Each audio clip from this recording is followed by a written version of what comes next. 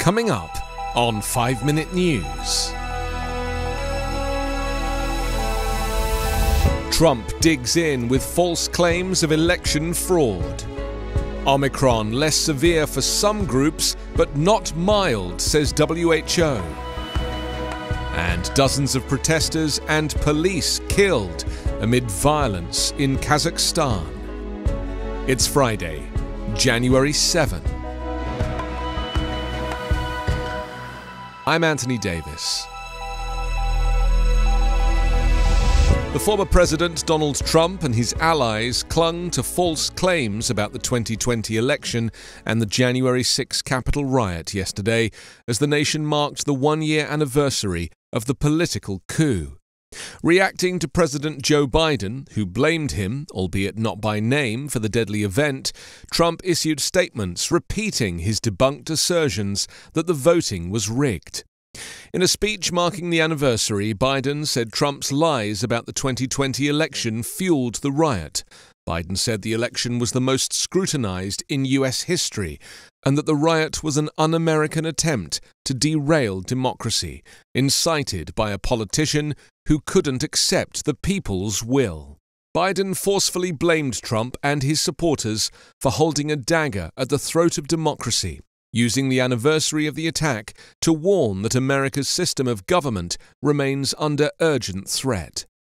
The president set the tone on a day of remembrance that brought fiery speeches, moments of silence, and anguished accounts from emotional lawmakers, recalling the terrifying hours of January 6, 2021, when Trump supporters laid siege to the Capitol and rioters successfully delayed the ceremonial certification of election results.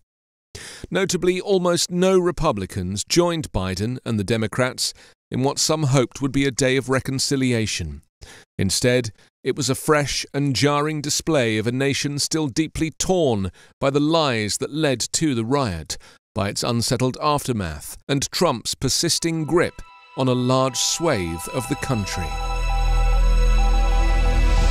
The more transmissible Omicron variant of COVID-19 appears to produce less severe disease than the globally dominant Delta strain, but should not be categorized as mild, World Health Organization officials said on Thursday. Janet Diaz, WHO lead on clinical management, said early studies show there was a reduced risk of hospitalization from the variant, first identified in southern Africa and Hong Kong in November, compared with Delta. There appears also to be a reduced risk of severity in both younger and older people, she told a media briefing from the WHO headquarters in Geneva. The remarks on the reduced risk of severe disease chime with other data, including studies from South Africa and England, although she did not give further details about the studies or ages of the cases analysed. The impact on the elderly is one of the big unanswered questions about the new variant, as most of the cases studied so far have been in younger people. The WHO Director General warned of a tsunami of cases as global infections soar to records, fueled by both Omicron and Delta. Healthcare systems are overwhelmed and governments struggle to tame the virus, which has killed more than 5.8 million people. WHO advisor Bruce Aylward said 36 nations had not even reached 10% vaccination cover. Among severe patients worldwide, 80% were unvaccinated, he said. Omicron, which is highly transmissible, has shown that it is better at evading vaccines than other variants, but scientists say booster shots can offer substantial protection, especially against severe disease. The United States is averaging a staggering 585,000 cases a day, a 247% increase from 2 weeks ago. Hospitalizations are rising more slowly, up 53% in the past 2 weeks, and a smaller percentage of patients are in intensive care units or requiring mechanical ventilation compared with those in previous waves. Dozens of protesters and at least 12 police officers have died in ongoing violence in Kazakhstan, authorities have claimed, as peacekeepers from a Russian military-led alliance arrived in the country at the request of the embattled president Kassym-Jomart Tokayev. Witnesses in Almaty, Kazakhstan's largest city, described scenes of chaos on Thursday, with government buildings being stormed or set on fire and widespread looting. Many of those demonstrating said the protests had begun peacefully earlier in the week and turned violent after a heavy-handed government response.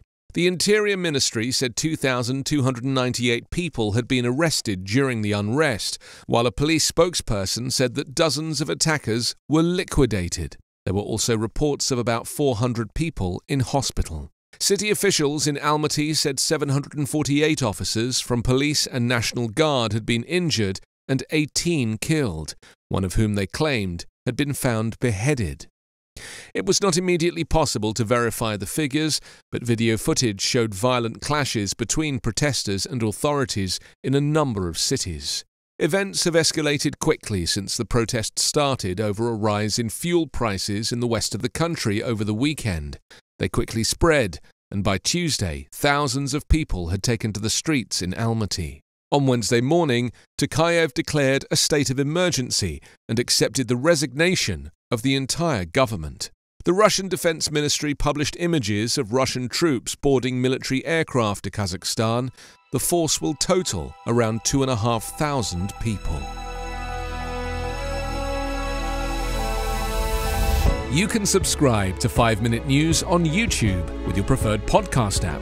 Ask your smart speaker or enable 5 Minute News as your Amazon Alexa flash briefing skill. Subscribe, rate and review online at 5minute.news. 5 Minute News is an Evergreen podcast covering politics, inequality, health and climate, delivering independent, unbiased and essential world news daily.